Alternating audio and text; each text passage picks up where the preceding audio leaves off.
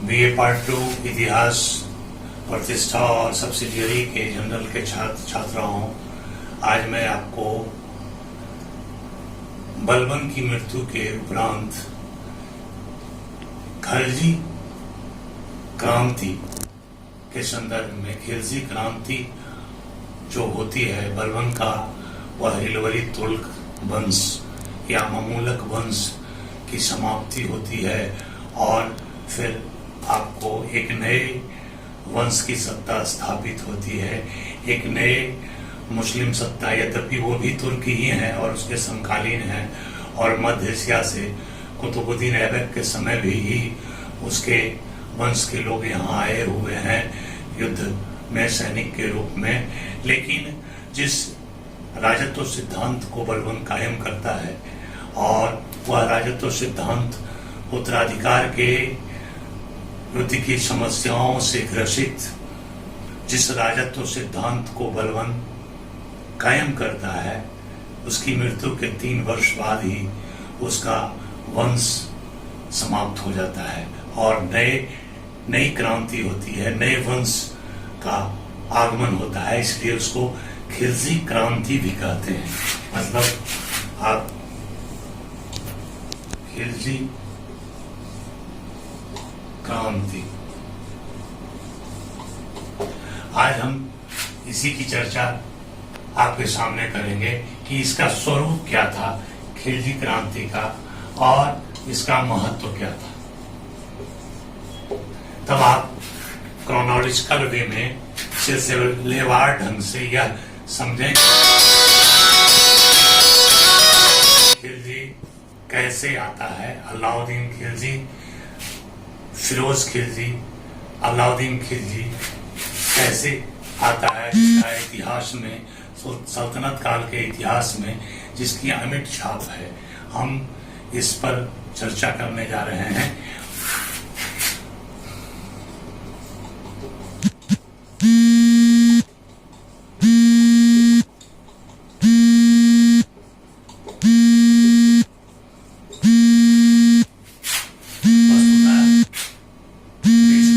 बलबन मंत्री रहा और 20 वर्षों तक वह शासक।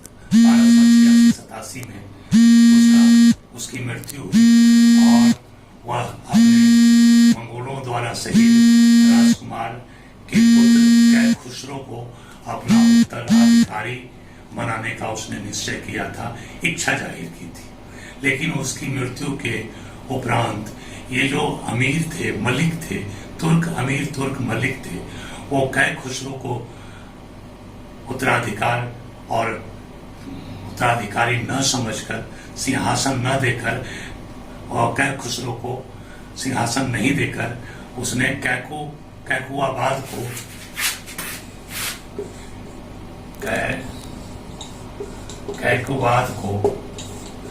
हमने कहा था कि बलबन अपने पौत्र का नाम ईरानी सभ्यता और पद्धति पर रखना चाहता था, तो कै खुसरो, कैकुआबाद इस तरह का नाम था उस समय इतिहास में, सल्तनत पीरियड में।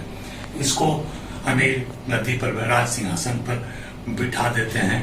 बहुत ही अल्प आयु का यह बालक है, 17-18 वर्षों का, और बलबन के समय में काफी नियंत्रित स्थिति में इसे रखा गया। नियंत्रण से हमारा तात्पर्य है कि मांस, मदिरा, शराब और शराब मतलब युक्ति से दूर रखा गया, क्योंकि बलबन एक शिष्टाचारी व्यक्ति था, उसका व्यक्तित्व राजत्व सिद्धांत पर आधारित था। अतः सुल्तान के आचरण के अनुरूप इस कैकुबाद को उसने बनाया था, उसके व्यक्तित्व को इतना नियंत्रण था उसका। लेकिन उसकी मृत्यु के बाद इससे जब नियंत्रण हटा तो वह मदिरा में, शबाब में, औरतों में, हरम में अपना जीवन व्यतीत करने लगा और इसकी स्थिति ऐसी हो गई कि 3 वर्ष के अंदर इसको लकवा मार दिया या अफाहिश सा हो गया। लेकिन राज सिंहासन इसको मिली। अब जब राज सिंहासन इसको मिली तो दिल्ली का कोतवाल था फखरुद्दीन, उसने दिल्ली के कोतवाल फखरुद्दीन ने मलिक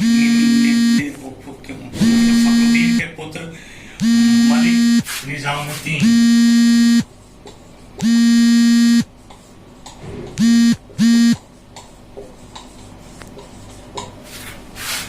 अमीरे ममलकत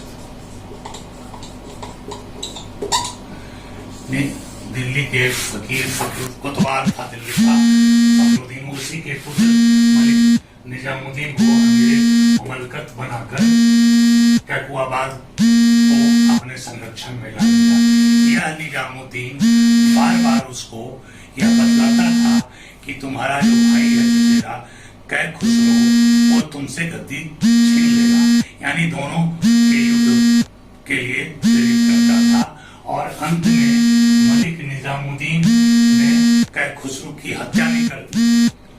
कैकुबाद इससे संशय में आ गया कि मेरा भाई हमसे गद्दी छीन लेगा, तो उसकी मलिक निजामुद्दीन के षड्यंत्र के तहत कैकुबाद के द्वारा, चूंकि राज सिंहासन तो इसके पास था, संरक्षण निजामुद्दीन का था, तो निजामुद्दीन ने कै खुसरो की हत्या कर दी। एक पृष्ठभूमि यहाँ आती है। उसके बाद निजामुद्दीन द्वारा कै खुसरो की हत्या के उपरांत हत्या का ऐसा सिलसिला चला कि सभी अमीर तुर्क जो थे, मलिक थे, वो सशंकित हो गए और इधर किधर वो भागने लगे, षड्यंत्र से दूर और षड्यंत्र के साथ होने लगे। दलगत राजनीति को छोड़कर, वंशगत राजनीति को छोड़कर अपने स्वेच्छा की राजनीति करने को वो विवश हो गए। यह इसका पहला पड़ाव है। दूसरा पड़ाव आता है कि बुगरा खां जो कैकुबाद का पिता था, वह लखनौती का बुगरा खां जो कैकुबाद का पिता था, बुगरा खां, इसके पिता का नाम था बुगरा खां। बुगरा खां लखनौती का गवर्नर था और यह मलिक निजामुद्दीन के षड्यंत्र को जानता था। यह अपने को यह भी सुल्तान घोषित कर देता है लखनौती में, लेकिन अपने पुत्र के प्रति प्रेम के चलते वह पुत्र से 2 वर्ष बाद मिलता है और उसको यह बतलाता है कि यह निजामुद्दीन षड्यंत्रकारी है और तुम्हें अपने संरक्षण में रखकर खुद सुल्तान बनना चाहता है। ऐसी स्थिति में इसे भी षड्यंत्र के तहत, कैकुबाद के द्वारा षड्यंत्र के तहत विष देकर इसकी भी हत्या कर दी जाती है। यानी मलिक निजामुद्दीन की भी मृत्यु हो जाती है, कै खुसरो की भी मृत्यु, क्या हत्या हो जाती है। कै खुसरो जो बलबन का उत्तराधिकारी का दावेदार था, इसकी हत्या हो जाती है। और ये दूसरा स्टेप, यहाँ पहला स्टेप कै खुसरो की हत्या, दूसरा स्टेप आप सिलसिलेवार ढंग से इसको समझे कि खिलजी क्रांति कैसे हो रही है, क्रांति का स्वरूप क्या है। कि जब कैकुबाद कै खुसरो उत्तराधिकारी का नॉमिनी था बलबन के अनुसार, लेकिन अमीर मलिकों ने कैकुबाद को बना दिया, राज सिंहासन दिया। कैकुबाद के द्वारा मलिक निजामुद्दीन के साथ मिलकर कै खुसरो की हत्या कर दी गई। और फिर कैकुबाद का पिता बुगरा खां जब इसको यह बतलाया कि निजामुद्दीन संरक्षक बन के तुम को, चूंकि तुम तो अपंग हो, अपाहिज हो, खुद सत्ता हथियाना चाहता है, तो बुगरा खां के कहने के बाद कैकुबाद ने इसकी हत्या करवा दी, निजामुद्दीन की हत्या करा दी। अब वह फिर बच गया वही विकलांग कैकुबाद। तो हमारा तीसरा स्टेज जो आपको हम बताने जा रहे हैं वह है कि इस कैकुबाद ने फिर समाना के जो गवर्नर हैं, इंडियन यूनिवर्सिटी से ताबड़तोड़ फोन हो रहा है, DSW का और अमृतसर का। समाना के जो हाकिम हैं, वो समाना के हाकिम ने ये किया है कि, एक मिनट, समाना के हाकिम फिरोज खलजी को उसने बुला दिया, फिरोज खलजी को उसने बुला दिया, फिरोज खलजी समाना का हाकिम है, का गवर्नर है।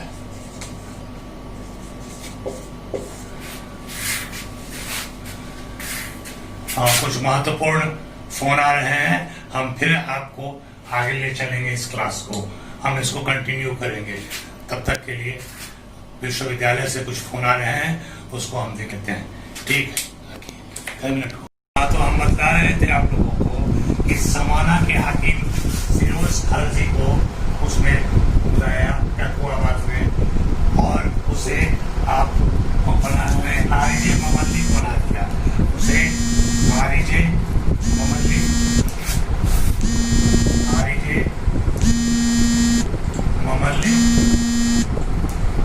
समाना के हाकिम फिरोज खलजी को बना दिया। नंबर नहीं, नंबर से जो था तो समाना का गवर्नर बनाया ममल्लिक, और कैकुआबाद के संघ का संरक्षण हो गया। अब यह जो फिरोज खलजी है, यह फिरोज खलजी जब आप पढ़िएगा 1290 से 1320, 1290 से 1320, तो यही फिरोज खलजी शासक बनता है, और जिसको कि तुर्क अमीर या बलबनी तुर्क, इसको तुर्क नहीं मानते, और यह संरक्षक बनता है कैकुआबाद का। अब देखिए यहीं से मोड़ लेता है, यह तीसरा स्टेप जो है वो जबरदस्त मोड़ लेता है कि कैकुआबाद जो है वो बलबन वंश का है। फिरोज खलजी आरिजे ममल्लिक बनता है, समाना का गवर्नर है, और यह व्यक्ति लकवाग्रस्त व्यक्ति है, वो भी विलासी व्यक्ति है, और दिल्ली की जनता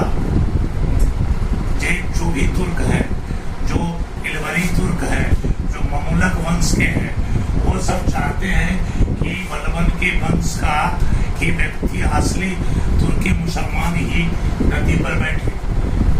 लेकिन उनका ये चाहना अपने स्वार्थ के लिए है, न कि इस कैकुआबाद के लिए है, बलबन वंश के लिए है। ये दिमाग में आप लोग समझिए इसको, ये स्थितियां बनती है। और तब जैसे ही फिरोज खलजी संरक्षक बनता है, इसका दो दल हो जाता है। एक दल हो जाता है, दो दल।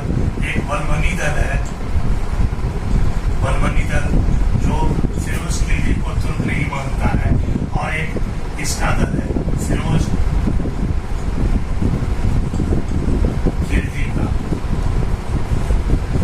खलजी का दल है। अब इस दल का मुख्य व्यक्ति है यतमार कच्छन, यतमार कच्छन और यतमार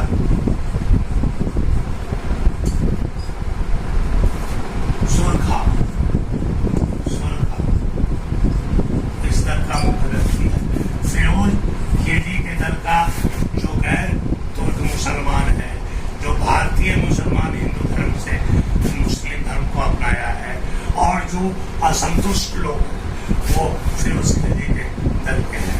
अब यह बलबनी दल यह षड्यंत्र करता है कि ये मेरे आरिजे ममल्लिक बनकर कैकुआबाद को संग्रह के का सबसे बेहतर सिपा सलार बन गया है, तो इसको किसी न किसी रूप से अपदस्थ किया जाए, या इसके साथ जो भी अमीर या मलिक है, जो तुर्क के नहीं है, जो सही में तुर्की के नहीं है, तुर्की मुसलमान नहीं है जो सही में, उनको अपदस्थ किया जाए।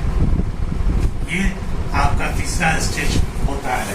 अब देखिए इस दल का और इस दल के विरोध दरबंदी चल रही है, ये इसी स्थिति में बैठा हुआ है, और फिरोज खलजी इसके पास वजीर बन के ऊंचे पद लेकर ताकतवर बन रहा है। अब चौथा जो स्टेज आपको बताने जा रहे हैं खलजी क्रांति के स्वरूप का, वह है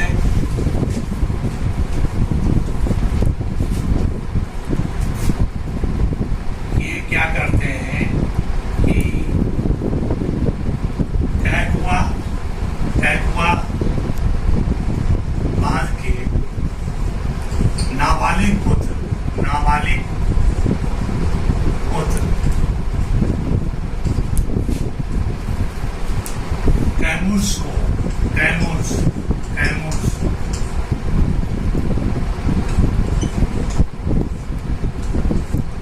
ये कैमूर्स कैकुआबाद के नाबालिग पुत्र कैमूर्स को ये एतमाल सुरखा और कच्छन गद्दी पर बैठा देते हैं। और कैकुआबाद अभी जीवित है, लेकिन उसके नाबालिग पुत्र को ये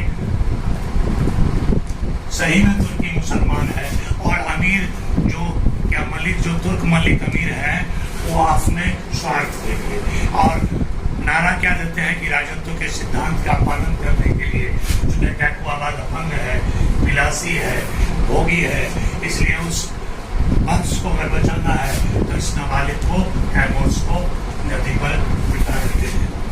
अब जब यह गद्दी पर बैठता है तो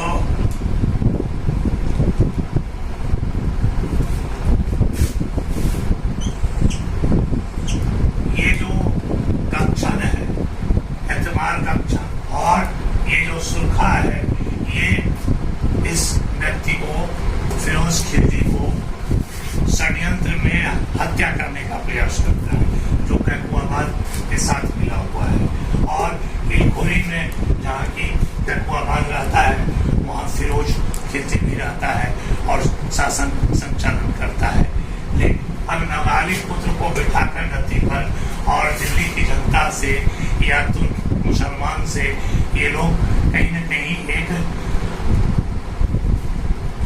जो उनसे सहानुभूति प्राप्त करना चाह रहे हैं कि हम तुर्क मुसलमान को ही बलवन के वंश को ही गद्दी पर देंगे और यहाँ षड्यंत्र कर रहे हैं जलालुद्दीन के खिलजी को मारने के लिए, फिरोज खिलजी को मारने के लिए। ऐसी स्थिति में जब फिरोज खिलजी को पता चलता है तो वह दिल्ली से 6 मील की दूरी पर पहाड़पुर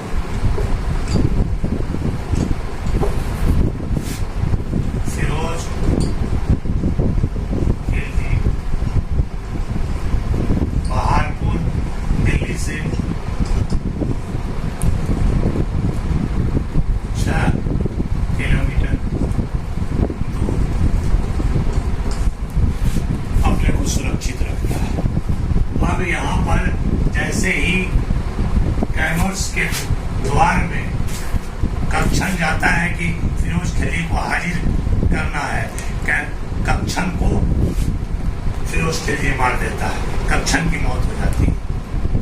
और कैमूर्स को का फिरोज खिलजी के सेनानायक, उसके सामंत, उसके मलिक, उसके तुर्क मिलकर अपहरण कर देते हैं कैमूर्स का और पहाड़पुर लेकर उसको चले जाते हैं। इसका पीछा करते हैं दिल्ली की जनता भी, दिल्ली के सेनानायक भी, दिल्ली के वो जो सुरखा है एहतराम सुरखा, ये भी पीछा करता है। कच्छन तो की मौत हो जाती है, एहतराम सुरखा पीछा करता है, लेकिन उसको रोक दिया जाता है कि तुम्हारी भी मौत हो जाएगी, तुम्हारा भी ये हो जाएगा। और बहुत सारा की बातें जो षड्यंत्र में चल रही है दिल्ली के, लेकिन जनता नहीं चाहती है कि कोई दूसरा व्यक्ति या खिलजी वहाँ का शासक हो, तो छोड़ के कोई शासक हो।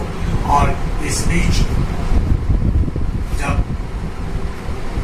फिरोज खिलजी के द्वारा सुरखा की भी हत्या कर दी जाए, कच्छन का मौत, सुरखा का मौत, बात वही पर समाप्त, कच्छन और सुरखा की हत्या हो जाती है। अब ये इलवरी तुर्क इस नल्हे बालक को लेकर जो भी उठा पटक करते हैं और जो भी